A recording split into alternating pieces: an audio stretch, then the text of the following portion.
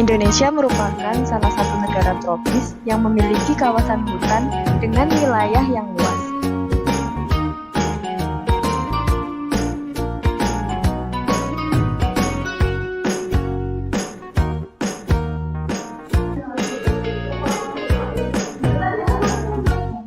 Kebakaran lahan menjadi salah satu permasalahan yang ada di Indonesia.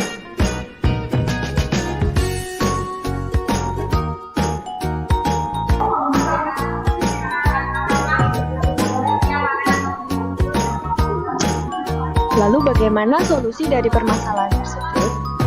Dalam hal ini, kami mengembangkan suatu rancangan sistem pendeteksi kebakaran hutan yang berbasis wireless sensor network.